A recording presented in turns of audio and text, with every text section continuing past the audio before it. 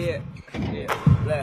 Hey, I'm back in my bag, I know they missing me. Ay, you know I go hard until they finish me. Ay, I wake up and grind, they try to limit me. Highway to heaven, you know we run high intensity. That's right. I'm back in my bag, I know they missing me. Ay, you know I go hard until they finish me. Ay, I wake up and grind, they tryna limit me. Highway to heaven, you know we run high intensity. Sundays we're Justin, Mondays we hustling, Tuesdays still training, by Wednesday it's draining, shot wet like it's raining. It's not though, try to knock me off my pivot, I'm straight to the block though. I can't do no pump fake, still watch out for the block though. I'm not your average player, I'm all-star status. Give all y'all answers, not no ball hog bastard. Jump shot looks synthetic, but it's all natural. Body full of ice like I got back from. What's up, y'all? It's Coach Justin. We're here again at the Sit Down Podcast. We have a very, very special guest, Tierra Rogers. How's it going? Good. How you doing? Pretty good. Thanks for coming down, man. This is something I've been trying to do for a while. Obviously, you don't live out here in the Bay Area anymore, so the schedules was a little bit conflicting, but finally got it done. So thanks for coming down. Yeah, definitely. So let's start off by just taking us back to when Tierra was younger and how you got into basketball, and then let's go from there.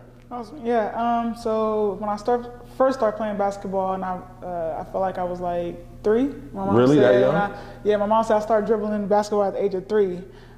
We grew up in Bayview Hunters Point in San Francisco, and my mom said I would just, every chance I got, I just dribbled the ball. Really? You know, so she ended up just obviously getting me a ball, and from there, my dad would take me outside. Did you have any like older siblings or somebody older than you that you saw playing, or somebody in the neighborhood? Like what was it that drove you to basketball? Do you know?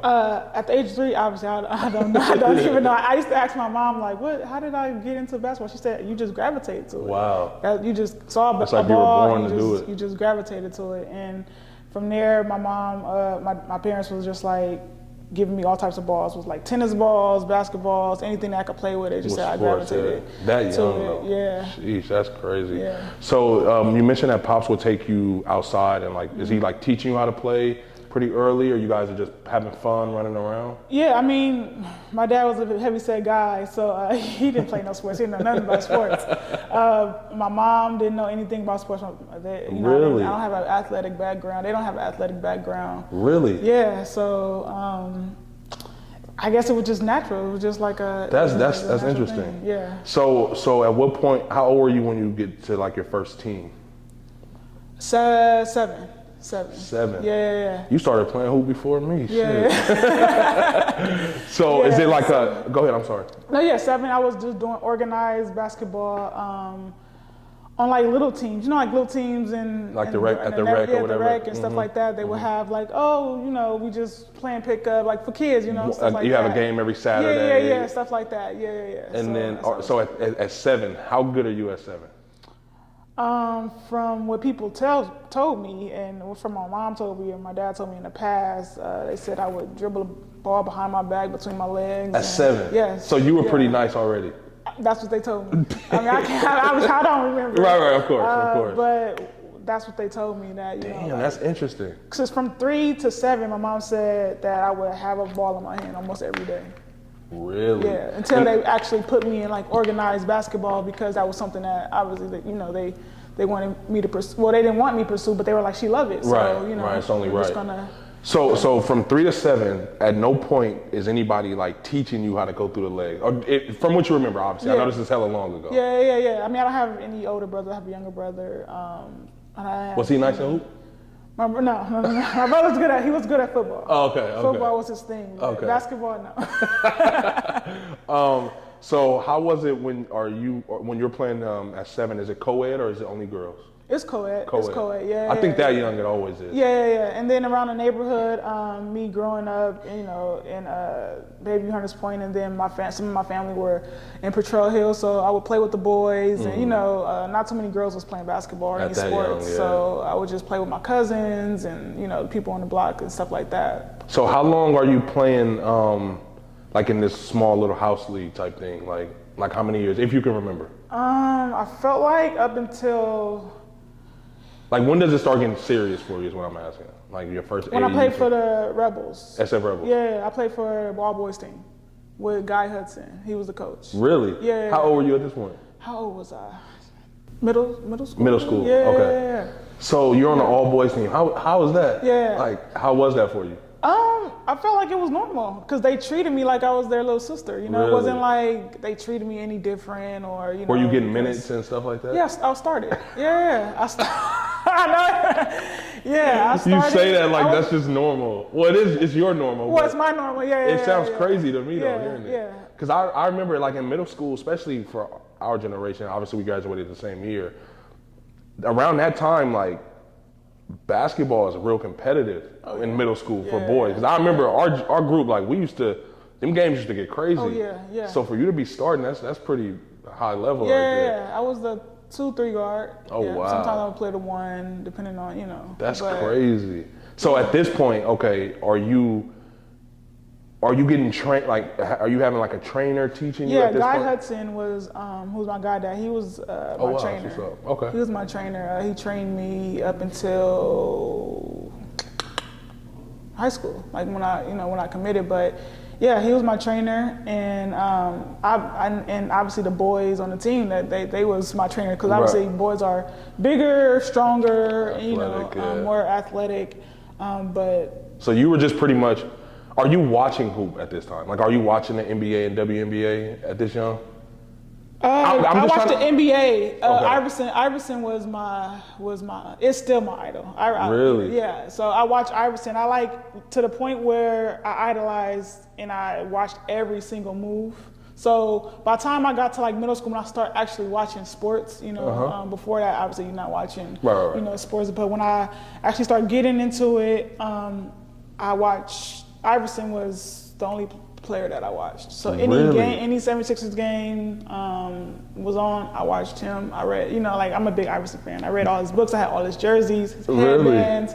I would have all his. Yeah. What was it about Iverson do you think like drew you to him? And not because usually I'm asking because a lot of people were Kobe fans more so in our like growing up in our group. You know what I mean? Just because Kobe was the guy. What made you go to Iverson? Do you think, if you can remember? I remember like it yesterday because I'm still such a fan. But I think it was just his swag, how he carried himself, the way he played the game. He played every game like it was his last game. Always with he that put chip it on his all shoulder. all on the court. I mean, the fact that he was only 6'1", right, if that. and just the heart of a lion. Basically, he was the heart of the team, heart of the lion, and I feel like I gravitated. And then trying to be flashy and trying to do his moves, and I would try to I would imitate his moves like the the crossover. I would imitate his shot, try to shoot like him. That's hilarious. Everything. Yeah, that's funny. So how like often are you training? I'm asking these questions because when I was that age, I don't remember training that much. I don't feel like I started really training until I got to like my later years in high school. Like I tore my ACL early, and then when I came back from that, I had to like lose weight and all that. So then after that, I started like, I just from what I can remember is when I would like really be going against cones and doing drills. Was it kind of the same for you, or are you already working on your game at a I would say high level for then? But at that time, what do you think? Around middle school, a little before middle school, I was training almost every day. Really? Yeah. Is this something that you were loving to do, or are they like, this is what you need to do to succeed, or it's like, I just want to play? Well, so the first sport that I actually played and I was really good at was tennis. Really? Yeah. So I played tennis at a rec in Bayview, but I can't remember it off the top of my head.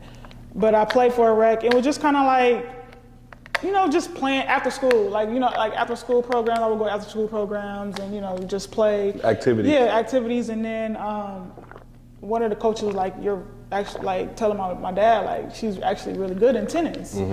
So they put me on like the team, the tennis team, and I won matches. I won like 3 matches. How long did you play tennis? I played tennis probably like a year. Okay, so you but stopped. It was conflicting with basketball because I love basketball and I love tennis. The thing with tennis, I think that basketball, I gravitated more to basketball because of the fast pace. I think tennis was a little like too slow, even though I was talented in it. And also, how did you pick that? It was just natural, huh? Something else you were just naturally born with. Yeah. I feel like I'm very. I mean, not to. I know what you mean. Like some people are just athletic, and I think that I think I just have athletic, just. I think that's interesting though because there's always this what if thing. You know, when we get older and you look back on life, it's like, oh, what if I would have did this? What if I would have did that? And I feel like when you come from the inner city like we do, we don't really get the opportunities to try sports like tennis. Yeah, exactly. Or, you know, like I've never played on a baseball team, but I love playing baseball. I know how to play baseball, but I've never played on the actual team. Right.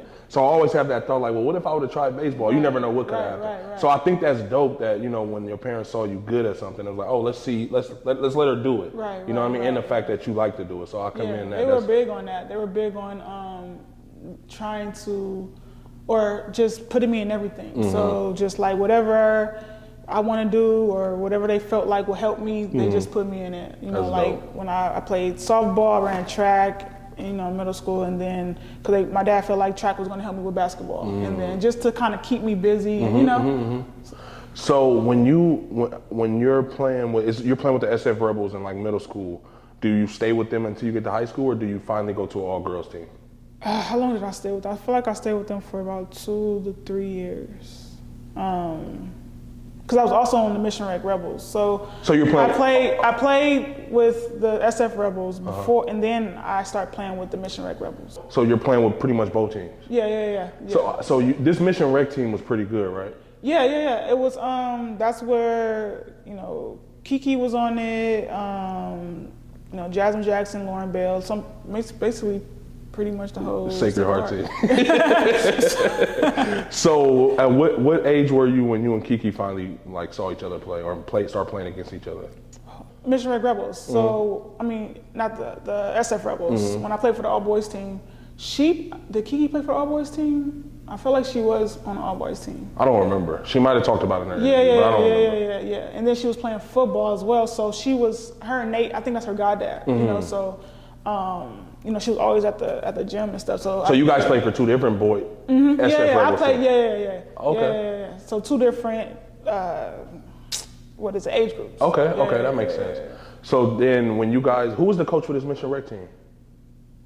Oscar. He passed away. Oh wow. I think she talked about that. So when you finally started playing against all girls, was that something that was like hella easy for you?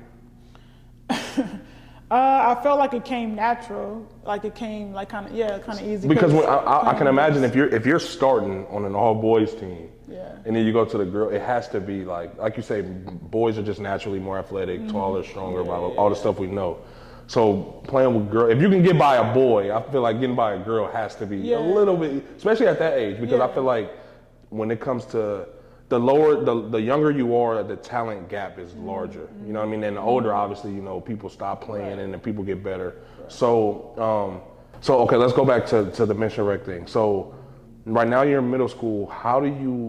What made you choose Sacred Heart? Was that just like always a thing? Were they like already good? Like what made you end up going there? Well, in middle school, I went to Everett Middle School, and Oscar was the coach. So Oscar, my AAU coach, him and his wife was the coach at Everett. Okay. So that was one of the reasons why I went to Everett as well. Okay. To kind of stay with them. And then at Everett Middle School, we won 4 championships. So my whole year at Everett, we won every championship. And then Oscar knew Brian Harrigan, who was Sacred Heart, and then a lot of Sacred Heart kids play for MRC. Gotcha. So it just kind of. It was like. It's just like, you know. It was like what you do. Yeah. It was out of SI and Sacred Heart.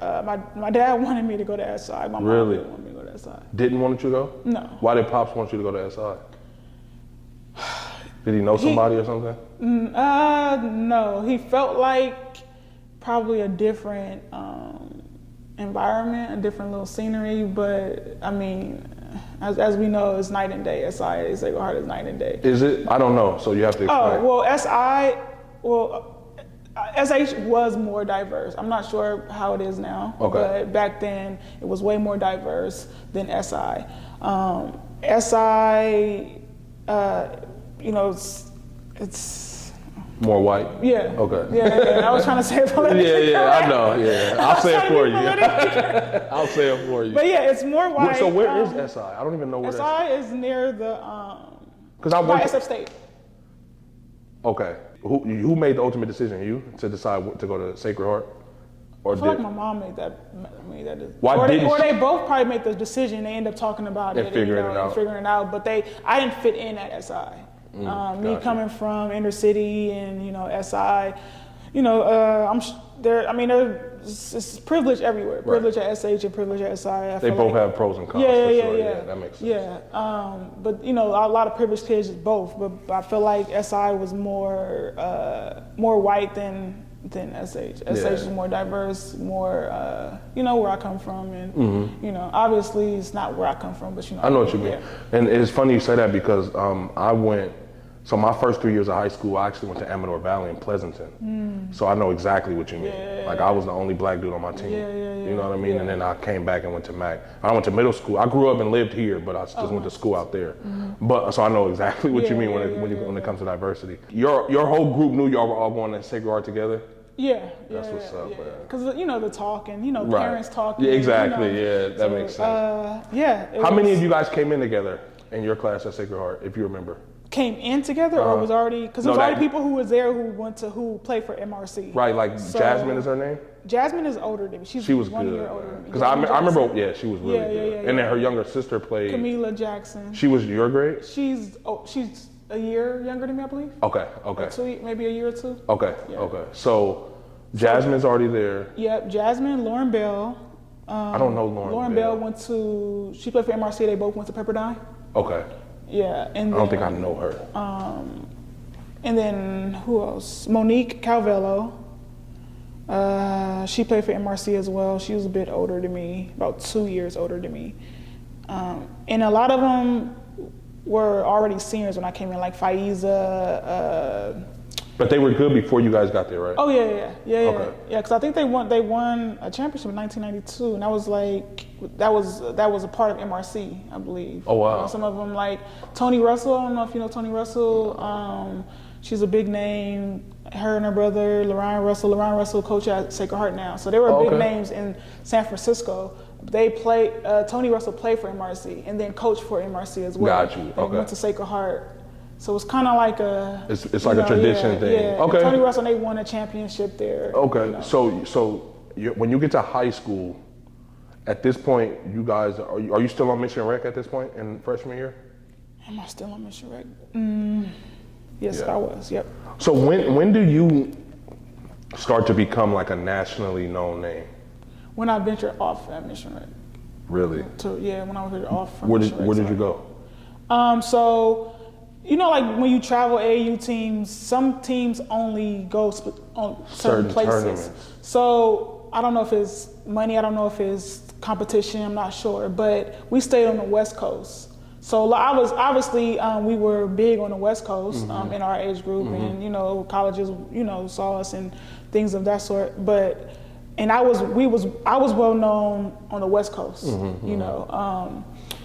soon as you got to high school, you were already a name. Yeah. Really? Yeah. So I was getting letters my freshman year. Oh wow. Of college. Okay. Yeah, I'm not sure if I was getting letters before then. I don't know. Right. So finish what you were saying about when you ventured off, and then I'm gonna ask some questions about that. Yeah. My dad, he basically was like the basketball guru of like handling everything from the background, in the background. So he thought it would be.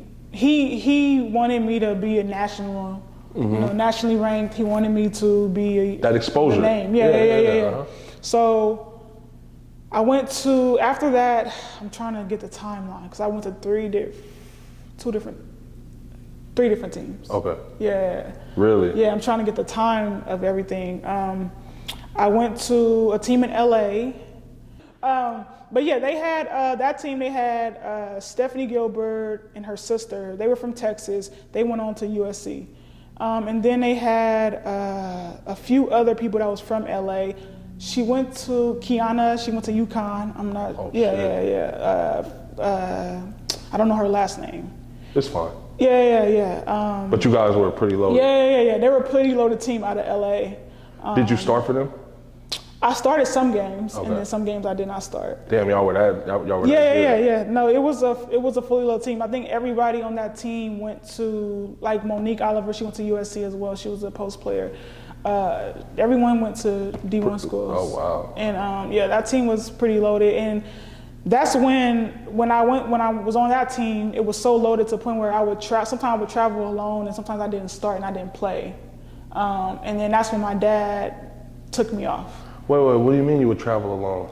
Like sometimes I would travel alone, like if my parents couldn't come. Oh, that's what you mean. So I would travel, just with the team. You would go, okay. But most of the time my parents would try to come. But if they couldn't make it, sometimes you wouldn't get in the game? I wouldn't get in the game. So it pretty much like, that's when it drew the line for my dad. Like my dad was not about to be in Texas or sitting on the bench. Yeah, Mississippi or wherever we're at, sitting on the bench. Do you think it was because you, like, obviously you don't want to say they were better, but do you think it was because they kind of had their team and you were joining in more than it was just like they were better? They would fly me into practice. We didn't practice much. We just kind of like practiced when we got to the tournament. The tournaments. Yeah. And when we needed to practice, they would fly me out. So they pretty much pay for everything. Oh, that's what's up. And the coach of that team was Kevin Morrison, who coached at Cal. Okay. Now, he coached at Georgetown and Washington. I'm not sure if he's still coaching now. But so they had a fully loaded team. I think that when I came, it was, people at seniors and people who was going off to college. So they were trying to get them looks in more colleges. So then me, I still got time, so that's probably what they was thinking. So when Pops took you off the team, was this all still freshman year? Freshman, sophomore year. Or around that time? Yeah. Okay, so let's go back to your high school, your actual Sacred Heart team. So freshman year, how'd you guys do that year? So we didn't win my senior year, so we won my freshman year. Okay, okay. So you guys didn't lose much your whole... No, I feel like we lost, my whole 4 games? The whole thing. That's fucking crazy. Yeah. That is crazy. Yeah. Are you guys like in the Hall of Fame or something at Sacred Heart? Or do they have? Oh, you guys are. We are. Yeah, we're in the Hall of Fame. You, Kiki. Yeah. They do individual Hall of Fames and team Hall of Fame. Oh, that's what's up. That's dope. How was it when you mentioned earlier that you started getting letters as a freshman? How was that when that started happening to you? Was it like, oh shit, or was it like not that big of a deal to you? I feel like it was, my dad handled all that. Like whatever letters came in, he just pretty much handled everything. So you were just like hooping?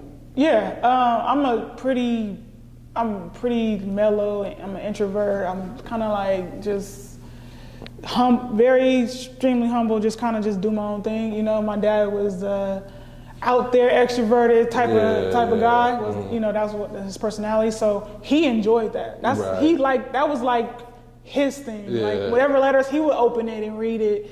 He would tell me about it. He would call the coaches. Like really? I rarely talk to coaches. Really? Yeah. Was it because you just didn't have an interest, or was it him just driving? I think as a freshman, I probably didn't know the magnitude of it. Right. I didn't really. I'm glad you said that. So at what point do you? Obviously, you started playing basketball just because it was something that you just gravitated towards. At what point is it like, to you, if you can remember, when it got serious for you? Like, okay, this is something that I take serious, I really want to do. I can see myself being like, I know people are probably telling you like, man, you could go far on this. So at what point, if you can remember, did that switch for you? Well, middle school was the switch for me. Really? I loved the game. Young? Yeah. I felt like, I loved the game. It's all I wanted to do. It's all I did. Really? Once I was like a basketball guru. I practiced 24/7. Right after, this is like a different time, so we didn't have social media. We didn't have TV. Like we had TV, but we wasn't watching it that much. Back then. You didn't have on demands where you could watch your favorite show when you feel like it. You had to wait till it came on. Right. So I know like going outside was a privilege. Was normal. Like it was like normal. Like punishment was to stay inside. Exactly. So it's like after school playing basketball, practicing, and so it was serious. I just think that when it came to like the letters and all that type of stuff, shit, I don't know if that wasn't really interesting to me. Talking to, high school, you're talking to, grown women and men. So my dad did most of the talking until I had to, talk to them. And it makes sense. That's not really far-fetched. Yeah. So sophomore year, you guys I think won it again, and then Who are you playing AAU with at this time? Do you remember? Yeah, so I played in LA for just probably like a couple, like maybe for one season, like, you know, just for a couple of months, one summer. And then I went off, I'm trying to think, did I go to Texas? I went to San Jose Cagers. The who? San Jose Cagers. That's a team? Yeah. I've never heard of them. You never heard of San Jose Cagers? San Jose? You never They're heard good? of Sue? Sue Phillips? So Sue Phillips is the head coach of the women's basketball at Mitty. Okay. And she is the best coach that ever coached me. Really? I feel like, yes. Explain. She coached for San Jose Cagers. So when my dad met, do you know Danielle Robinson? Danielle I've heard Robinson, that she's name. in the WNBA now. She went off to Oklahoma in college, and then she's in the WNBA. I don't know what team she plays for now. She's from here? She's from San Jose. Okay. Yeah, so my dad saw her play and saw Sue coach one of the tournaments that we went to, and we was playing in, and my dad loved the way Sue coached, loved the way she talked to them, loved her attitude. She just in their face. That's the type of, that was just the type What of we're energy. used to, what I was used to, like somebody yelling in my face, Right. that type of coach. And Danielle Robinson was probably one of the best basketball players that I've seen during that, Is she older than you? Yeah, she's like 2 years older than me, 2 or 3 years older. Okay. Yeah. I'm gonna look her up. I've never heard of her. So my dad, being who he is, he went up to Sue and was like, "My daughter needs to play for you." Basically, like. Did Sue already know who you were? I'm sure she did. I'm sure she probably, Heard her, of you, but. Wait, because you guys are in the same league as Mitty. Well, yeah, we are in the same Sacred Heart. Yeah, Right. yeah. So you were playing. So was she the Mitty coach then? Yeah. So you were already playing. Yeah, but I against her. didn't know her. Right, but that was like an aha moment for me. Yeah. Because I said that she knows Especially you. my freshman and sophomore year. Like, you're not really Thinking paying that. attention to coaches, Exactly. No, that makes sense. So Pops walked up to her and said, "My daughter has to play for you." And what was her response? I feel like she started laughing. Like, who's like, Who the hell who's are your you? daughter? Like, who's your daughter? And then he was like, Tierra Rogers. And then she was like, "Oh, okay, so let's get this figure done." out. Yeah, let's figure this out." And I played for her the longest. So I would, I played for her for like, I played for her for 2 years. And then that's when I ventured out to Texas. Okay, so San Jose, I've never heard of that team. Really? Yeah, were you guys good? Yeah. Really good? Yeah. Who else played with you on that team, if you can remember? Danielle Robinson played, but she had one more year left. So when I came, she was going off. So I was looking at her process of like her levels recruitment and everything. She was big during that time of like. I gotta look her up, man. Yeah, Danielle, and that's like probably the biggest name. Yeah, and we had like little players, but it was just the way she coached. She reminded me of Gino. Okay. Gino could get any player, whether they're like mediocre, great, and get it's the just the best out way of them, they coach and how they discipline the team to get them to be great. Yeah. And that's just how she was. I felt like she in my eyes, she's one of the top coaches that I've seen. So at this time you're not playing with Mission Rec at all? No. Really? That's crazy. I thought you were with them like throughout. That's crazy. So then you come back. When do you make the McDonald's? So I ventured off to a team in Texas. Wait, before we get there, I'm sorry. How are you ranked nationally at this point?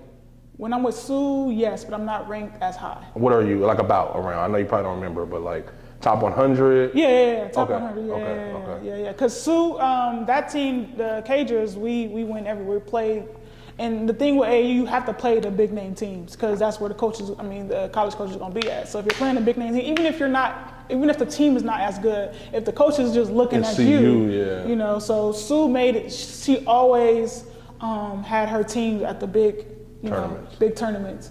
Were you guys winning some games? Yeah, Okay. yeah. That's what's up. Did you guys ever win a big tournament? From my knowledge, no. No. Okay. Yeah, but she won. She won. She still coaches at me? Yeah. I feel like I've heard this name though, but I could be just blanking out. But. Yeah, Mitty, they have so many stars. One of her players just went to Stanford. The girl who. That was the Jones. Is that her name? I don't know. The one who made the last shot. Yeah, I know exactly what you're talking about. She went to Mitty. Yeah, exactly. Because she's only like a sophomore. She's young too, right? Yeah, I think, freshman, sophomore. So freshman, sophomore, yep, that's right, yeah. That's what I was gonna say, because she must have played for her then. Yeah. So, you're already nationally ranked, so tell me the DFW story. So I went to DFW. Where's that at in Texas? Dallas, Texas. Dallas. That's where I played with Odyssey Sims, Brittany Griner, and... Wait, what? Yeah. So by this time, I became real nationally known with the Cagers. Well, with LA too, because my dad was kind of just placing me with teams that. So Pops is starting to understand the game a little bit. Yeah. So he got it. That's funny because I think my dad was the same way.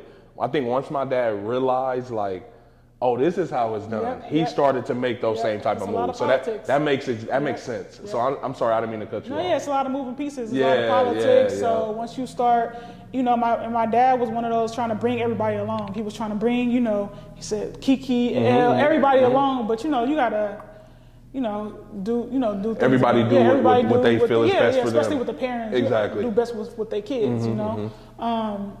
So as he was placing me on these teams, my name was kind of just still ringing bells. Like I was with the LA team and then with the Cagers and just kind of like that. So when I went to DFW, I'm trying to remember how did I even get to? I'm sure my dad at a tournament or something. Yeah, and talked to the coach and was like, I want her. So that team was extremely fully stacked. I played with Brittany. That's the only two top names. Those are some big names, especially for our grade. Because I remember them in high school. So some of them girls on the team, obviously they went places. They went to Texas and a lot of schools in the South. But those are the two names that And were you playing with them, getting minutes and stuff? Yeah, I started. Yeah. You say that so modest. I love it though. That's because it goes back to what you said earlier, how humble you are. Yeah. And even just a side note, when you say, because I was thinking about it before you got here. I was like, damn, for her to be as good as she was, you are. I don't really know many people that know you personally. You know what I mean? Because I feel especially in Oakland, all of us dudes who play, the guys who play basketball that used to watch you play, we all kind of know Kiki, but not you. So it makes sense when you say you're super introverted and doing your own thing. And then the humble part when you say, I started. That shit is funny to me. So you guys are probably smacking people, huh? Oh yeah, no, some teams gave us a run for our money, But y'all didn't lose many games? No, but you gotta think that Brittany Griner wasn't she was tall, but not as skilled. Yeah, she started late in her basketball career. I think she started in high school or something like that.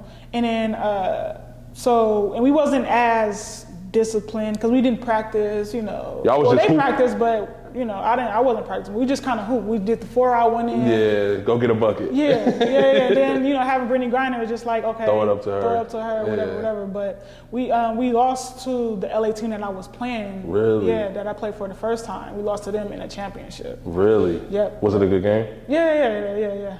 How'd you feel losing that? You really didn't care? No, I cared. Was it damn, I lost to my old team, or was I just lost the championship? It was kind of I just lost the championship. Okay. Yeah. That's what I meant. Were you fully invested? We gotta beat them. This is my old team.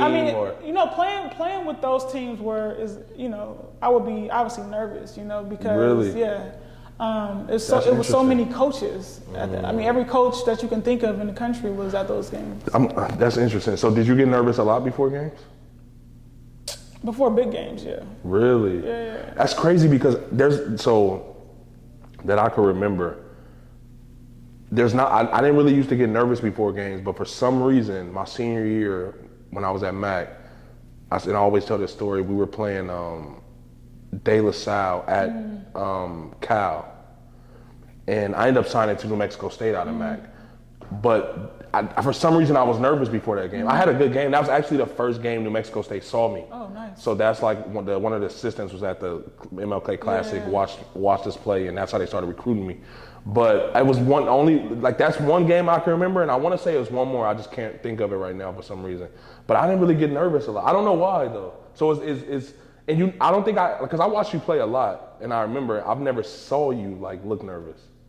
Like it wasn't. You know how sometimes you can see somebody like, damn. Yeah. You know, it depends on what game. Like most games, I wasn't nervous. It depends on what game and who's watching, who's in the stands and stuff like that. How much did you average in high school? Like the most when I don't want to do year by year just because I don't want to. But if you can remember, And the thing was it is, a lot? I wasn't no. That's the thing. Because you didn't really shoot. Because our team was fully stacked. You know, so you got to think that. Somebody averaging 50 a night is kind of impossible. Right. You know, so, right. You know, like.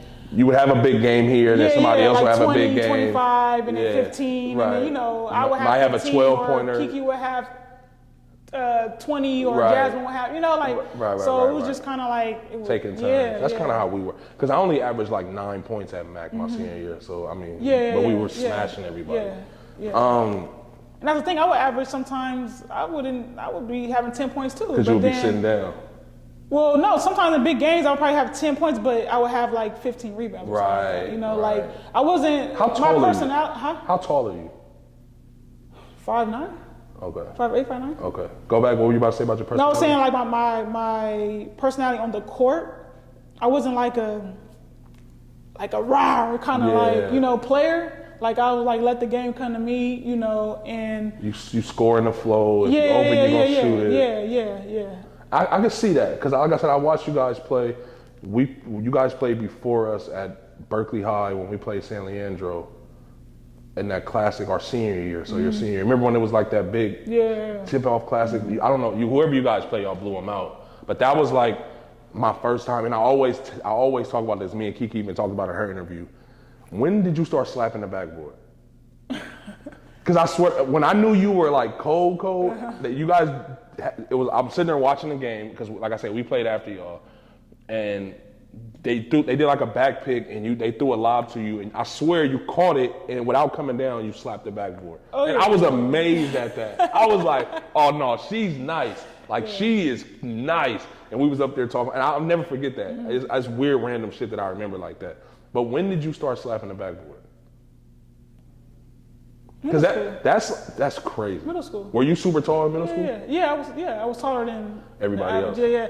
But the thing is, when I would work the workouts I would do, you know, what God had me doing is like a lot of like jumping, you know. So he had now that I think about it, he had the vision and the idea of like how to get me to jump higher, you know, how to expand, you know, wingspan and all that stuff. The little stuff that you do in college, you know, stuff like that. So, and I, you know, just naturally athletic, you know, but especially in high school with Kiki, with the incredible dime thrower, would just like lob it up, lob it up, and she just knew where you was at the right, you know, she just knew where to pass at the right moment. What would you say your position was? What did they have you ranked as, or like listed as your position? Was like a 2 guard, 3 guard, or 2-3? Yeah, 2-3. 2-3. Yeah. Well, so when you were getting recruited, it was as a 2-3. It depends on the school. The school. Yeah. So is there any? And I want to go back to senior year of high school, but is there any? When did you commit to Cal? My junior year. Junior year. What made you pick Cal? So right after when DFW, right after that summer. That summer, I was in the midst of DFW. I was talking to a bunch of coaches. Like I was talking to mostly Texas coaches. I felt like, and when you say you were talking to, was Pops talking, or are you talking at this point? Yeah. Well, me and him. You know, okay. Like I wouldn't. Now I'm just asking because now you're involved, obviously, because it's starting to get serious. Now you got to start making a decision. Yeah. Okay, so you were talking to mostly Texas schools. Yeah. And then, is there any school that didn't offer? Well, before you got to think. But so when I got to DFW, that's when my dad didn't see DFW. What do you mean? He was gone before when I was on DFW. When I was on DFW, my dad was not alive. Okay. Because Guy Hudson, my goddad, was traveling with me. Got you. Okay. Okay. I mean, obviously you would know better than me. I'm just, I'm trying to think back. I'm just trying to, it's the timeline. Yeah, for sure. And it's so long ago, trust me. I go through this with every guest because I like to talk about all the, and then it's like this stuff we don't talk about often, so it's hard. So I get it. Yeah. So, okay, so how does the cow thing happen? That's what we're kind of talking about. Yeah. So, being on the team with Brittany and Odyssey, Odyssey committed to Baylor. So most of them players on that team was from Texas. Right. Houston, Dallas, and Texas breeds so many great basketball players and football players and et cetera. But the Baylor coach, that's when I start talking to the Baylor coach a lot. During that time. And I was talking to the Texas coach a lot because that was before my dad and my mom was thinking about moving to Texas. Really? Yeah. Okay. So that for you or just period? No, just in general. Okay. This was before. This ain't got nothing to do with. Okay. To do with basketball. Okay. So that's when I start thinking about more schools in Texas. Obviously, like other coach, like all the big other schools, and the whole Pac-12 or Pac-10 SEC and all those teams, but all those schools was reaching out. But after my dad handled most of that. My mom didn't really get involved into that. She didn't really like, the politics of that. So she just kind of stayed out of it, and let my dad do all that. So when it started getting real, real serious, like when I got to commit and figure this out, I did everything. So I pretty much handled everything after my dad when it came to like the school. So then that's when I started talking to mostly Texas schools because I wanted to be near my mom, and my brother. So that's when Brittany Griner I feel like she was going back and forth with Baylor and other schools in North Carolina. And then Odyssey committed to Baylor. So then I was on the team with them, getting to know them, close to them. So I was just like, Baylor is a powerhouse. And you guys could have all played together. Yeah, that was like her goal as the coach. Her goal. That would have been nasty. Yeah. She was trying to get other players on the team, and me going to all the camps down there too, like the Baylor camps, the Texas camps, and I was looking. I really like University of Texas as well. Really. Texas Tech, and so those were like the schools I was looking at, and then. As I start progressing, and UConn came at the last minute. That's what I was gonna ask. I always ask that, I don't know why. Yeah, UConn came at the last minute. Kind of swooped in a little bit. It was just like, and I didn't even know UConn and Pat Summitt came at the last minute. Yeah, because Guy, my goddad, he was telling me like, Pastor, I want you, Gino wants you. And then that's when, the Baylor coach, I was just like, so, so at that point, I pretty much had to make a decision on trying to figure out, because my dad grew a relationship with the Baylor coach before he, passed. So he was growing relationships with all of them. It was so many coaches that called me and was like, I just talked to your dad. And I'm just like, I didn't know, I didn't know. Like, how do I know how many schools he's talking to? But he was telling me all the schools that was, interested and stuff like that. But the Baylor coach had a relationship with my dad, and that's why I was so intrigued with going there, because it's like you had a relationship with my dad, and I felt comfortable. And that's the thing with picking schools, you want to feel comfortable. I tell kids that all the time. That's what it's about, man. Don't pick it based off the name or nothing else. No. Wherever you feel, and you feel it when you go on a visit or you in the room with these people, you can feel like, this ain't feeling too hot. You know what I mean? So, but go ahead and finish. I'm sorry. And I'm trying to think, because me and my dad did visit Baylor at one point, before.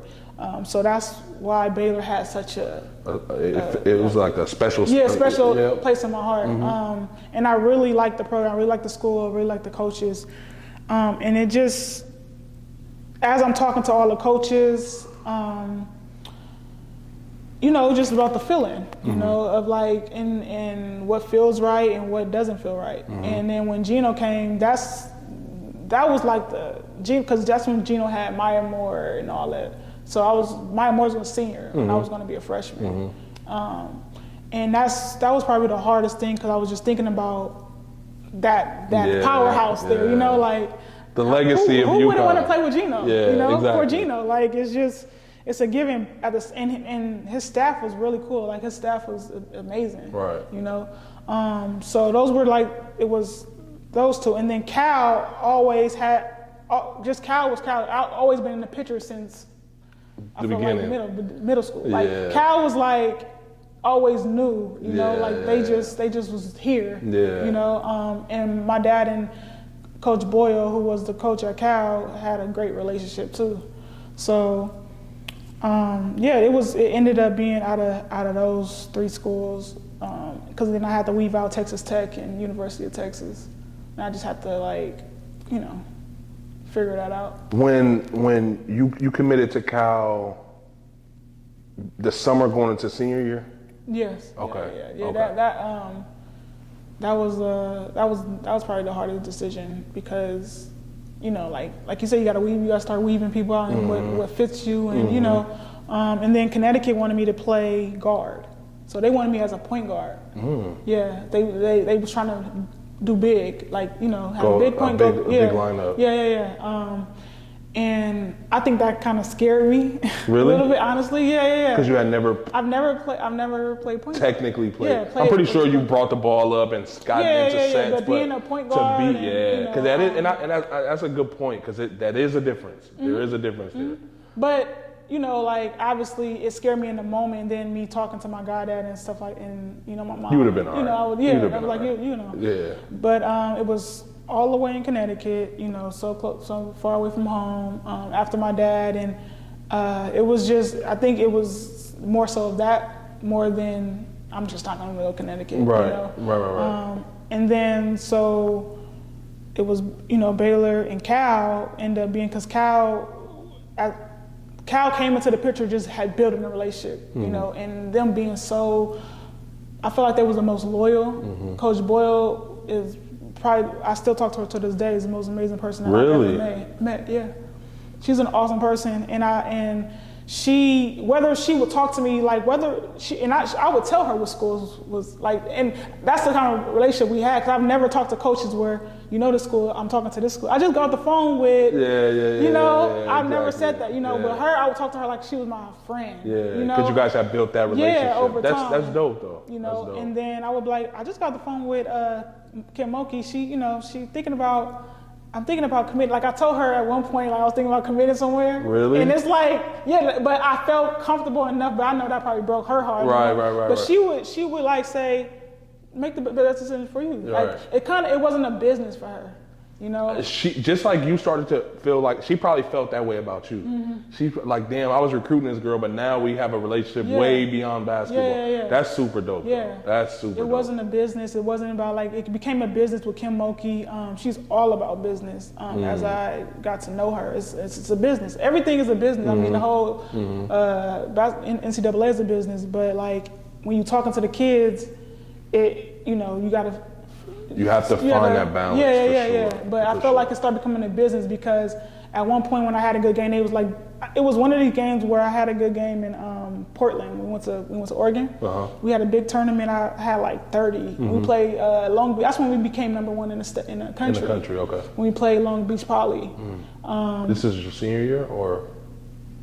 My junior year. Okay. Yeah. This is before you committed. That's right. Okay. Yep. So we played Long Beach Poly. That's when we became number one in the country. And that game, I had like 30, and they were like, and the Baylor coach was there, and they called me right after. My dad was still alive at this point, but they called me right after and was like, Commit. Can you commit right now? I knew you were about to say know, that. And what was your response to that when? I called my dad after I said I can't. You know. My dad, my dad was just kind of like, you know, just take your time. Take your time, you know. And I felt like I was felt pressured, you know. I felt too pressured, and like I said, like I liked Baylor at that time, and they were just like, you ready to commit? Like you ready? They was very pushy, you know. And my personality, I just kind of like don't, you know, like that pushiness of like, let me make my decision on my own, you know. And then after that, I just felt like, you know, like the Cal coach has always just been there. It was just like there, and it just kind of. It's a trust thing. Yeah, it was a trust thing. It was genuine. It wasn't like I felt like it wasn't. I'm only talking to you because I want you. Because if I would have went somewhere else, I'm sure we would still have a relationship, you know. And it's interesting that you say that, and she proved that to you, I think, because of what we're going to eventually talk about what happened your freshman year, because they still gave you a scholarship, right? They still granted. Oh yeah. Like I think that like those little subtle gestures like that are what makes me. Because I've coached in the NCAA already. Really? Yeah, I coached at Cal State Dominguez Hill, so it's D2, but you know it's still a yeah, part. yeah. I did one season and got out of there and said I'll never coach at the collegiate level again. Really? Because of the behind the scenes politics, the bullshit. Yeah. Nobody's a straight shooter. Everybody's lying and conniving, just trying to get to a higher spot. And it turned me completely off. As a player, it happened to me, and then it happened to me as a coach. That's why I was like, I'm gonna go back home and coach high school because I can kind of, or AAU, you know what I mean? Something to where I can directly impact these people. Yeah. So, the fact that when you meet people like what's her name from Cal? Coach Boyle. Boyle. Yeah, Joanne Boyle. Joanne. So people who make genuine stuff like to still honor your scholarship, you guys still talk to this day. I love hearing stories like that. You know what I mean? Yeah. So let's talk about. So you committed. Yeah, I committed. I don't remember when I committed, but it was just kind of like, I think it was a shock to everybody because no one thought that. No one expected Cal. No one expected Cal. Because Cal wasn't even. What it was bringing in, you got to think, they was bringing in 7 All-Americans, 5 All-Americans, 7 top recruited players. So our freshman year, we had, if you look it up on ESPN, we had the top 5 best incoming class in the U.S. Who else was coming in with you? It was Eliza Pierre out of L.A., Pasadena. It was Jennifer Brandon, another All-American. Eliza Pierre was an All-American. It was Lasia Clarendon, who's now in the WBA. That's the light-skinned shooter. Yeah. I remember her. She was.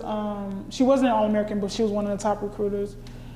It was. I think she became a college All-American, didn't she? Yeah. So. Yeah. It was. I forgot her name. Because a girl that I went to Amador Valley with before she transferred to O'Dowd, Michaela Lyles. She's a year younger than us. But she went there too. Me and her were at Amador together. Yeah, I think is Michaela younger than me? She's a year younger than us for sure. Because when I was a junior at Amador, she was a sophomore.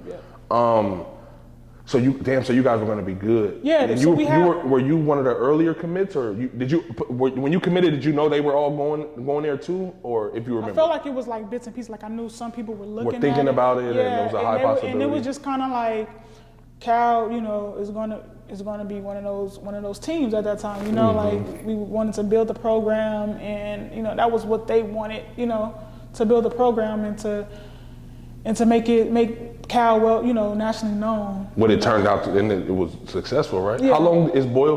How long was she there? Is she still there? No. Lindsay. No, not Lindsay. Sharman's there now. Okay. But Lindsay was there after Coach Boyle. So Coach Boyle left I want to say because she wasn't okay. Okay, that's what I thought. My junior year. She went to University of Virginia. Okay, that makes sense. So let's talk about what happened your freshman year in college, and then we'll go back and kind of talk about the situation with Pops, if that's okay. So how did that whole thing come about? Because I don't want to say what I heard, not like it was a bad thing, but obviously, we hear the story secondhand. I just want to kind of hear from your mouth, like what happened, like were you feeling pain? Was it like, did you collapse? Like what exactly happened? Yeah. So I always had asthma. Well, I was diagnosed with asthma. And I've fainted twice, way before college. So I fainted twice, and I had to go to the hospital one time in middle school when I fainted, and I was unconscious just for a little bit. But I went to the hospital. That's when they diagnosed me with like asthma, and they gave me pumps and all that stuff. And then I fainted at Sacred Heart. I'm not sure what year. They said it was dehydration. Hold on. So when you say fainted, is this while you're playing, or just like walking through school and you faint? Well, this was after, so in middle school, it was after game. It was after a game. So you had just finished playing. Yeah. You were Then sitting there. No. So it was like way after a game, like we're walking to our car. And you just collapsed? Yeah, I collapsed. Are you kidding me? Yeah. And then What about in high school? that was actually, I feel like it was at halftime.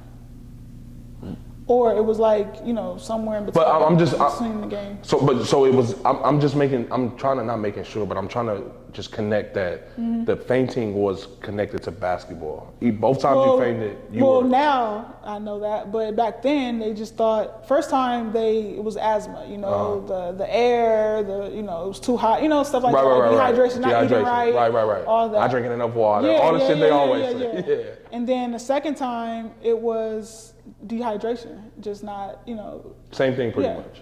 Mm-hmm. Okay. So what happened at Cal? So when I got to Cal in the summer, workouts, the intensity of the workouts is just never something that I've never experienced ever in my life.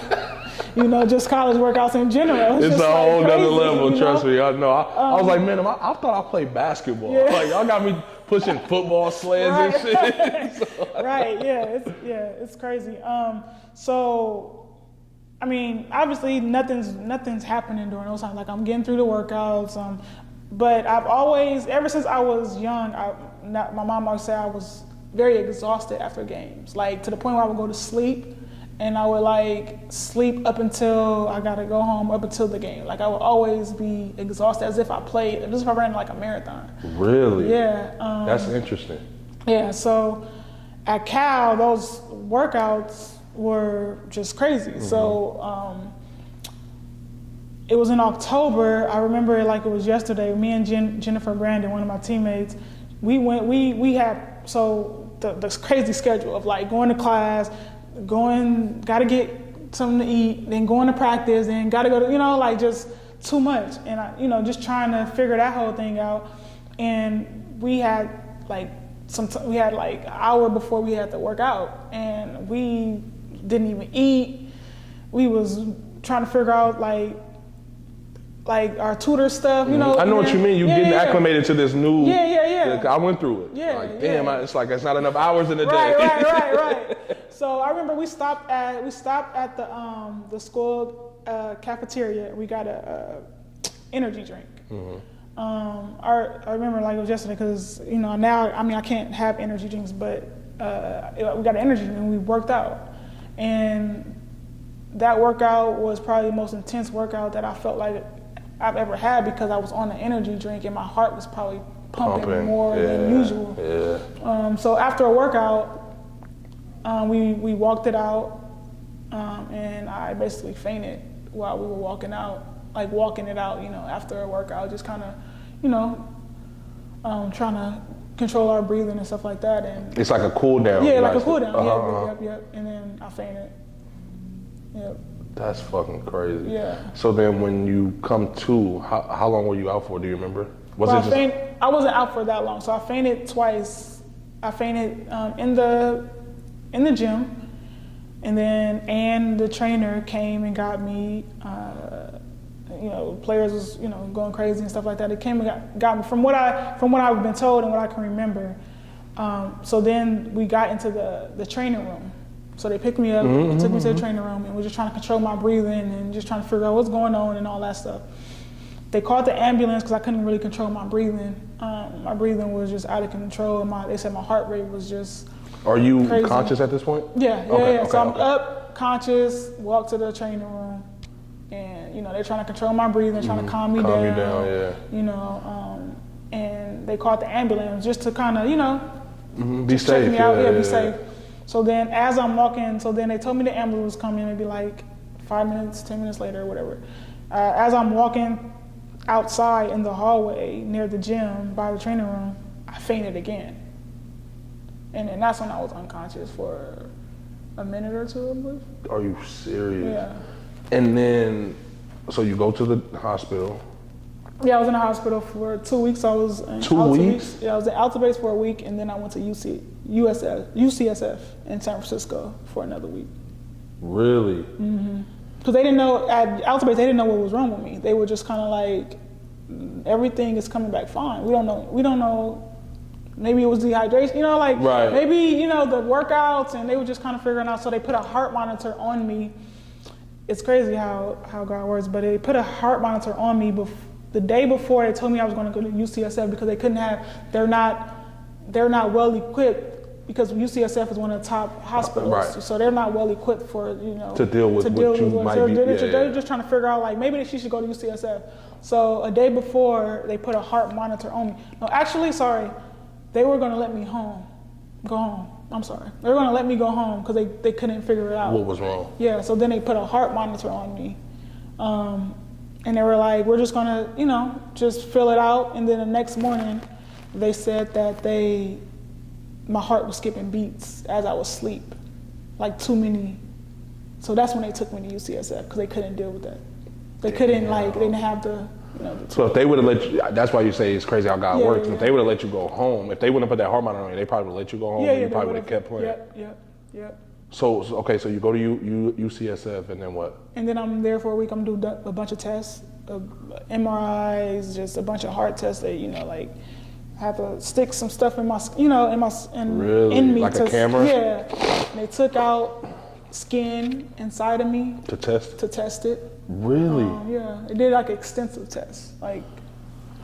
So what was the diagnosis? That's when they diagnosed me with ARVD. It's a rare heart condition. And they put a defibrillator inside of me to monitor my beats, and if I faint again, if anything happens, the defibrillator shocks you back in place. So that's basically what they tried to do when I fainted, but I didn't come back alive. Like I pretty much was gone for, you know. So how man, this is crazy. I'm just talking to you, like, I know the story, but talking to you about it is just so. How do you, again, be as open as you want? How do you take the news when they tell you can't play anymore?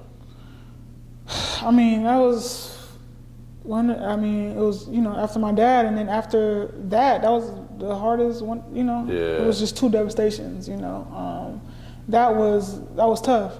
I don't think it hit me right then and there, like, you telling me I can't play basketball.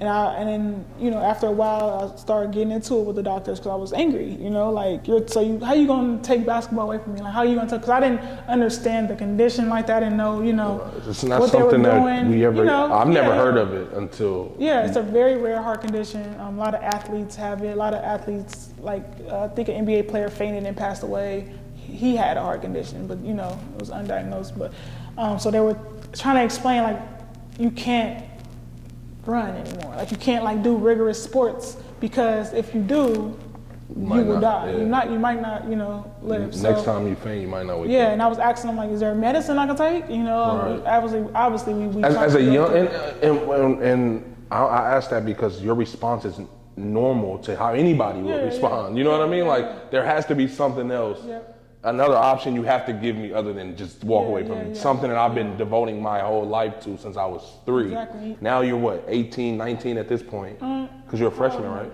Yeah, so 18, so 19. You're 18, 19, so that's 15 years of this round ball that you have devoted your life to pretty much. Right. That is insane. Yeah.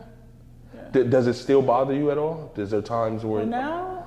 Do you feel like, I mean, because I say that to say this, I'm a big mental health guy, right? Like, I'm real, I done been to therapy, I done been depressed, I done been, and that's kind of why I'm asking, like, do you feel like that still bothers you in any way? Like, damn, like, this shit, I really can't.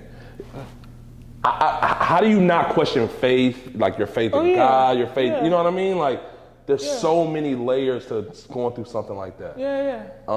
Just if you, as much as you want, obviously, how were you handling that mentally and getting through it, probably still dealing with it? Like, how do you come to grips with something like that? Well, I mean, when it happened, obviously, like, you're in shock. So there's, you know, the stages of grief of, like, you know, just, the first is like being just shocked, just like, kind of just like, is this real? You know? And then just after that, I felt like it didn't really hit me until, like, their first game. You know, like the first basketball game because it was in October. The game didn't start until November, so we had one more month until like it was gonna preseason. So yeah, I mean, that was one of the. It was extremely difficult. I mean, I don't know if you know, but I did write a book. Oh wow. Yeah, I wrote a book like maybe how many years ago? 4 or 5 years ago? I didn't know that. 4 years ago. Yeah. So I talk about my experience with depression and my experience with I have to read this. Yeah, with like just self-esteem. Is it still available to buy? Okay, I'll get the link. I could see one. Self-esteem and just all that, especially right after my dad and just dealing with that. I dealt with depression pretty much my whole college, like really tough depression, like to the point where, like suicidal depression. That's what I talk about in my book. Yeah. So that was hard. I mean, that was my life. Yeah. So, especially like when you dedicate, like you said, dedicate your life to something like that, and that's what you want to go to WNBA. You feel like this is your life. You feel like this is your dream, and you can't do that. You got to figure out what the hell I'm going to do with my life. Yeah. So that whole process, especially going to Cal. Cal's it's a tough school. It was a tough school for me. I'm not sure about anybody else. Cal is Cal. We all know. Yeah. So just trying to deal with schoolwork on top of like grieving, on top of like grieving the loss of my dad, on top of loss of basketball, like that was a lot for me. And then my mom and my brother was living in Texas at this time. Oh, so they did move to Texas? Yeah. Oh, they moved to Texas my junior year, right after my dad, literally probably a few months after my dad. Oh wow, I thought they never went. Mm-hmm. Oh shit. Or maybe not a few months, but they went. They came back because my senior year, so they had to come here and be with me. But they were back and forth. So are they still in Texas? Well, my mom lives in Texas. Yeah. Really? Yeah, my brother lives out here. What part of Texas your mom lives? Houston. Wow. Well, Cypress, but Cypress, okay. Houston. Yeah. Do you guys have family in Houston or Texas, or what made? Because you said moms and pops was thinking about moving there anyway. Yeah. Well, when I was on DFW, obviously they went to visit, and liked it. And liked it. And cheaper. My dad loved Texas, and obviously cheaper. Mm-hmm. So they made it, to themselves that they were going to move to Houston eventually. I don't know when. How much younger is your brother than you? He's 24, so he's about to be 25. Oh, okay, so about 5 years. Yeah. He went to high school out there? Yep. Okay, in Texas. Yep. He was 11 when they went. Oh wow. Yeah. And is that why he probably played football? Because Texas? Yeah. Because it's big down there. It's huge. I mean, the high school games look like college games. I know, right? And because I remember when we used to play in Houston every year, AAU, and we would play at like a middle school, and they have a full football stadium at a middle school. Yeah, it's crazy. It's like wow. So what's the name of your book? Life in Overtime. Life in Overtime. That's dope.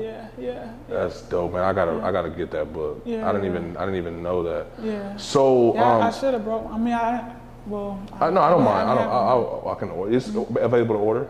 Yeah, you go just order it through me. I mean, it's on Amazon, but I just send people copies. Yeah. I got a bunch of copies. Okay, yeah, let's do that. So how long do you feel like you were in depression? All throughout college, you said? Yeah, I mean, I still struggle with depression. I've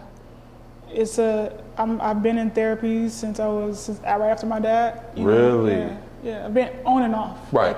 Not just like fully, constantly. but like on and off. Right.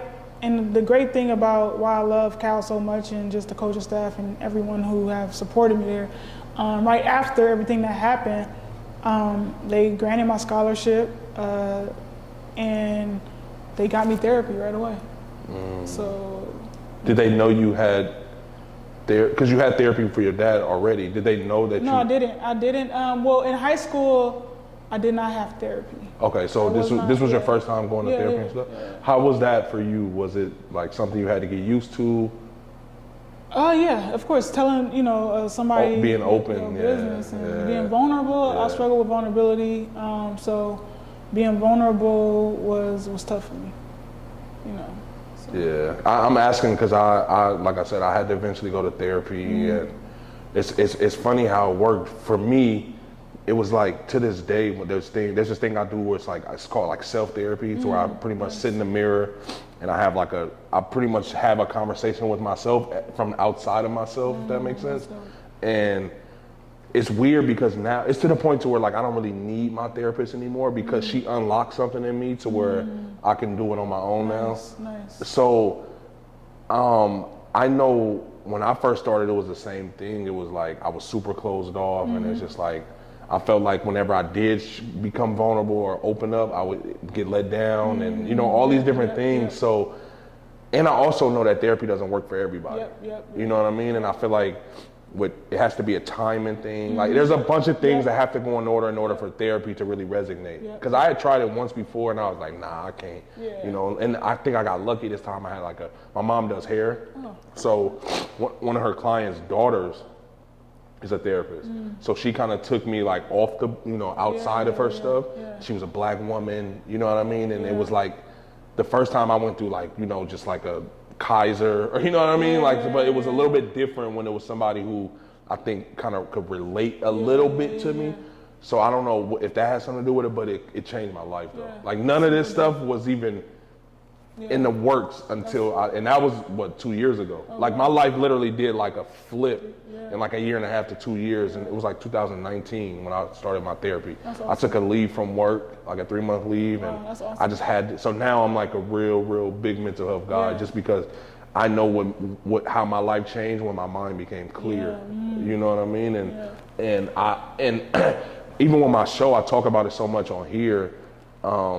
The people that DM me now, like I have people who I've never even met in person who watch every episode just because they know my direction of interviewing it because it's always mental health related some way, somehow. You know what I mean? But sorry on my little rant, but so back to your story. So they got you into therapy and everything, and then so let's talk about the situation with your dad. So this happened at one of your games, right? Yeah. Was it a high school game? It's against Midi actually. Really? As I said, it's funny how God worked. It was against Midi. Well, I'll start from like the beginning of when I saw him come in the gym. Like, well, me and my family extremely close. Extremely, like I'm a daddy's girl. Like my mom, they were married. My mom and my dad was married for 20 years. I would say they met. My mom was 16. My dad was 20 when they met.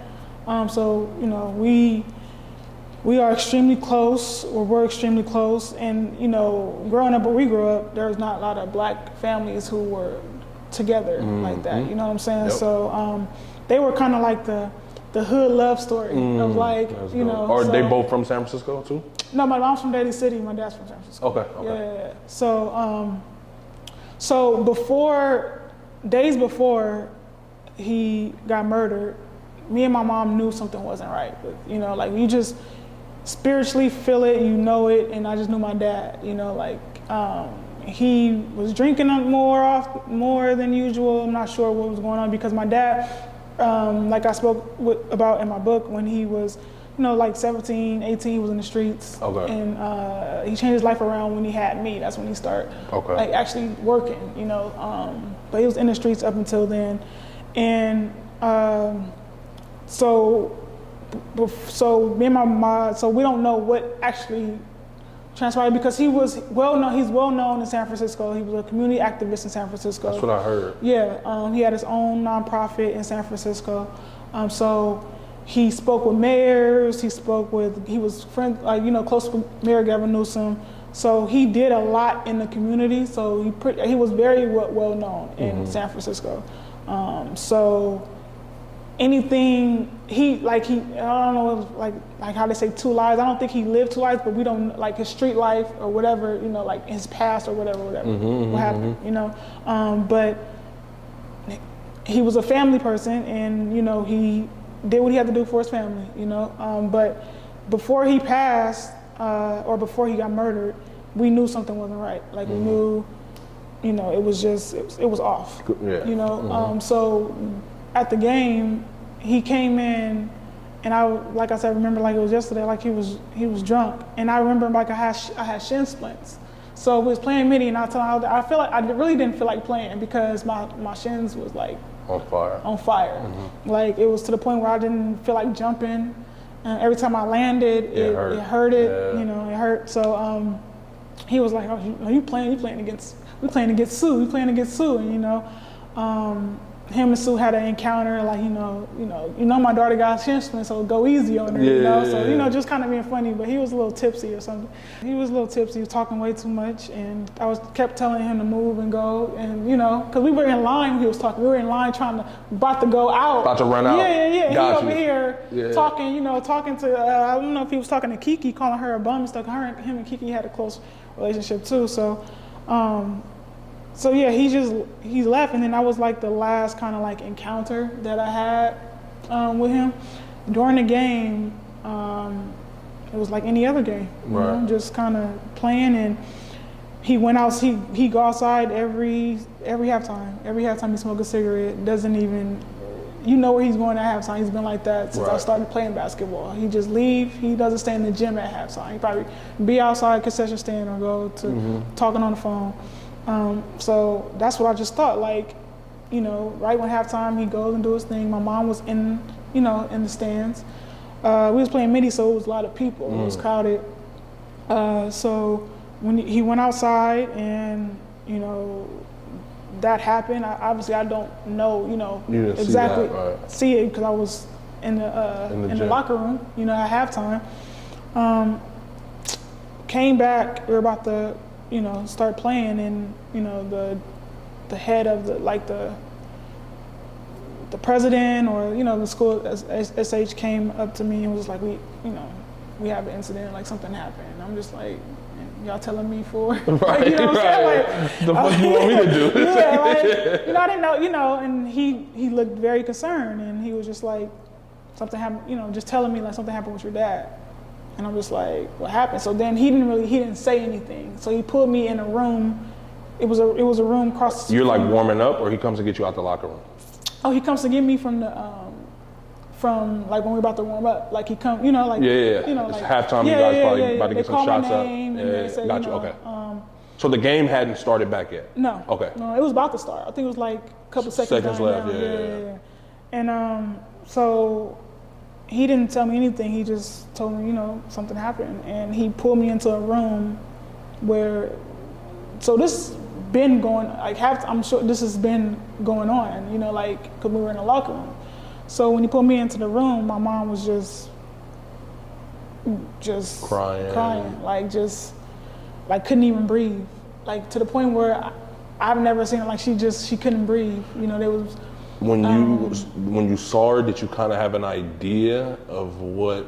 Well, when I saw her, I was trying to figure out what's going on, because no one had told me. At this point, nobody still told. Got telling me nothing. Okay. But you know, Jasmine Jackson, mom is in there. Her dad, my mom's friends, Cindy. You know, people were in there consoling her and stuff. Yeah. So I'm trying to. Cindy, my mom's friend, pulled me and was like, basically told me that your dad was shot. You know. And still at this point, I'm just like, it's not registering, right? Like, you know, it's not registering that, like, you know, he's gone. So then when I went in the room again, that's when my mom couldn't even breathe. She couldn't even say anything.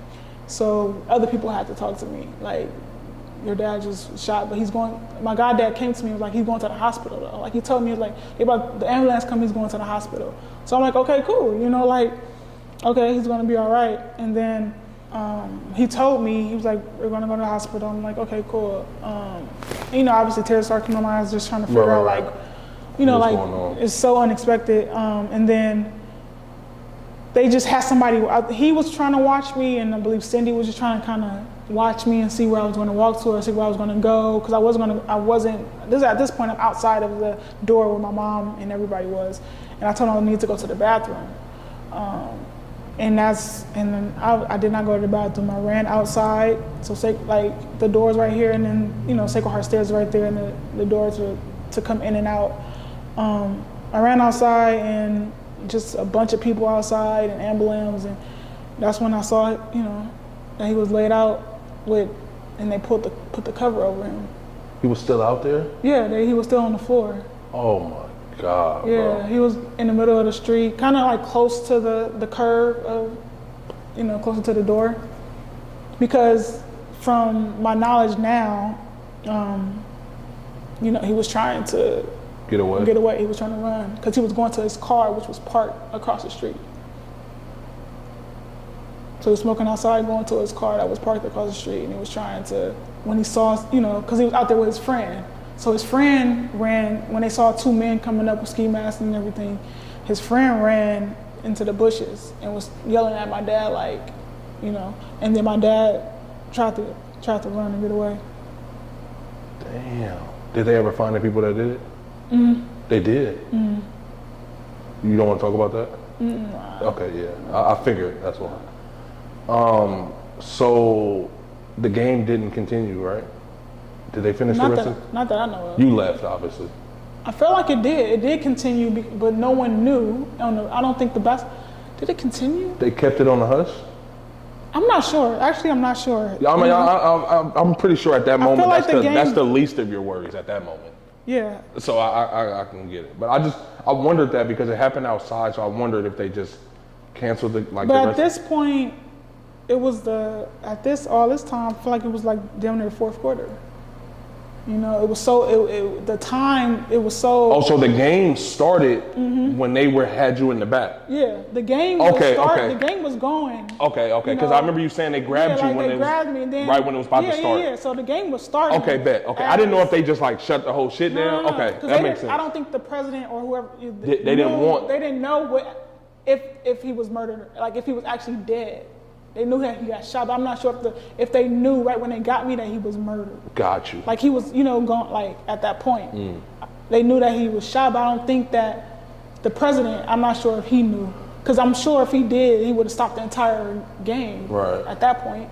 Right. I mean, from logically speaking, like. Yeah, that's what I was wondering. That's what I wanted to know. So that's why the game. But was he also could have came from a standpoint of we don't want to create a panic. Yeah. So let's go to her directly. Her and everybody connected to him. Let's go to them directly. Pull them to the side, so we don't cause a big hoopla. That could have. Yep. You know what I mean? That's kind of what I was thinking. Yep. So, damn man, sorry to hear that. I remember hearing about this when it happened, and it was just like, bro, are you kidding me? And I heard he was a community activist or whatever. And at this point, I had saw you play already the year before. That's how I know is her name Jasmine Jackson? Mm-hmm. That's because she, 1 year or 2 years older than you? 1 year. 1 year, I believe. Yeah. That's how because I think I saw you guys play your junior year in the state, I think. I think that's my first time ever actually watching you guys. Yeah. I don't think I knew you, because I never even heard of Sacred Heart until like Kevin and went there. Yeah. I had never heard, nothing on that side of the bridge I know about, unless, you know, I know somebody directly. Yeah. But yeah, I remember hearing about that, man. That was like a big deal, you know what I mean? Especially for me, because my dad, like I was telling you earlier, was kind of similar, you know, real big in the streets at one point. And then when he came home from extended vacation, we'll say, I was already playing basketball. And he immediately jumped in basketball with me. And to this day, my dad probably knows more college coaches than me, because he still helps kids get out. You know what I mean? Like my dad is the guy, he'll go to a game, he'll just pull up to a tournament, see a kid he likes, get the kid's number and try to help him get to college. Oh, wow. You know what I mean? So he knows, and he's probably like how you said your dad was, he's gonna go talk to someone. I'm not. I'm more of a, all right, you know, he could play a little bit. My dad is gonna approach a coach, a player, a parent, he don't care.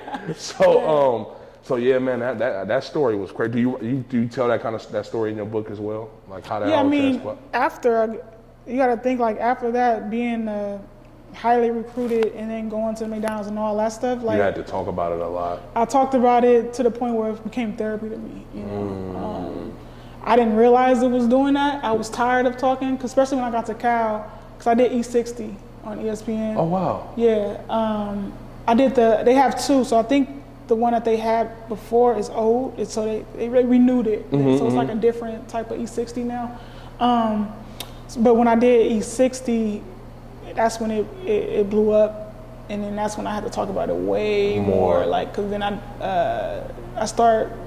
was doing in the LA Times and then the New York Times and all that stuff. The big press. Yeah, but that's the only thing I was talking about. You know what I'm saying? Yeah. And then obviously my career before, you know, I mean, like my career before it happened, and you know, going forward, but. You know, all the questions would be like, what's next? Yeah. Like, how am I supposed to, you know, like you're asking 19, 20, pretty much a kid still. What's next? What are you going to major in? What's next? And after you're like, but I felt like now that I'm thinking about it, I've been doing a lot of work in therapy. Like I feel like it was like revisiting my trauma. Mm-hmm. Addressing it. Too much, and for their gain, for the media, and that's just kind of like it's distasteful. Mm-hmm. Now that I think about it, but like in the moment, yeah, because Cal had to, they actually asked. They would ask me if it's okay. You know, like, do you want to do this? It wasn't just like you got to do this. You have to do it. Go do this interview. Like, at any point did you ever kind of feel obligated to do some of the stuff? Oh yeah. Was it more so obligation to your dad specifically? Like I want his story to be heard, or was it more so I know these people want to know, so let me just get this over with? Like, which obligation do you feel like it was more? It was more so of my dad. You want his story and to be me talking, heard. especially with the E60. Even talking to my mom now, and that's when she was all still grieving. E60 came when I was still in high school. So E60 came in like my senior year. Oh wow. Yeah. So, I think I saw that. I think I saw that actually. Now that you say that, I think I've seen that. Yeah. Well, man, that's crazy. So what are you doing now, if you don't mind me asking? Yeah. As of right now, I'm trying to since I moved to Atlanta, I'm trying to get an AAU team going. Oh wow. I'm trying to get back in sports. Coaching and stuff? Yeah. Have you been coaching at all since? Well, when I was out here, I was coaching. Okay. Yeah. So right after high school, right after college, I went back to Sacred Heart, coached there for 2 years, and I was working at a middle school. I was a counselor at a middle school, every middle school in the city, and then I was coaching like just all the teams, like just trying to, because in middle school, ain't nobody trying to like coach the middle school kids. So I was doing softball, basketball, and then that's when I was trying to venture off and trying to figure out my book stuff and trying to figure out that. And then when I wrote my book, I was doing a lot of public speaking, and that's when I was focused on that. So I just in the last 2 years, that's when it kind of just like slowed down. And now you can kind of live for you again. That makes sense. So I was doing that pretty much because I didn't like physically like work and after like my book. I just was like doing that, just kind of going all over talking about my book and getting it out there. What was the name of it again? Life in Overtime. Life in Overtime. Yeah, I got to get that, man. I love to read, so I would love to read it. Let me ask this: do you know what you want to name the AAU team? I'm not sure yet. Not sure yet. Yeah. Why you want to start in Atlanta and not here? I was gonna ask you this, but off camera. But you can answer it now. We also can do it off camera because I'm not really like fully in it yet. I'm still trying to get my we'll talk about it more with players out there and stuff like that. And it's not like I wanted to leave California, my home, but obviously it just got like that because of the expenses and everything like that. Right. And, no, that makes sense. Yeah. Well, we can end it on the Cal team going to the Final Four. That was huge, man. My senior year. That's when they had. Yeah. I'm trying to think of who was all on that team. It was all of us. It was Leja, it was Afure, it was Eliza. I was watching that game because, like I said, I knew Michaela. Michaela was on that team. Michaela was on that team. Yeah. That was. I'm sorry. Yeah, that was big, man. And then Alexis Gray Lawson and Devin Nace. I had Alexis on here too. Oh, okay. She's my cousin, and so is Devin Nace, but on different sides, which is weird. Okay. Like Devin Nace is my cousin on my mom's side, and Alexis is my cousin on my dad's side. But when I was, it's like they started like Cal being good, and then it was like when your group came in, they continued it, and then Brittany and them came in, and they were good as well. Well, Brittany was on that team too. The Final Four team, right? She was just younger, I think. She was like a junior or a sophomore. She was a sophomore. Because she's 2 years younger than us. Yep. So she was a sophomore. So that makes sense. Yeah, that is big, man. And do you still? You finished at Cal, right? Like you graduated and stuff? Yeah. Do you still feel, even though you didn't play for Cal, do you still feel like the alumni Yeah, I mean, tied? because I think that they made, I don't think, but they made me feel like I was part of the team. Because my freshman year, I was a captain. She tried to make me a captain of the team. And, you know, like, she was already saying that she wanted me to be a captain before, you know, the heart condition and everything. But they made me, I went to every practice. I went to all the games, the one that I, you know, felt like I could go to and stuff like that. I traveled. I got everything that the player got, I got, but I just didn't play. Right. Well, man, is there anything else specific that you want to touch on? That was. Well, again, man,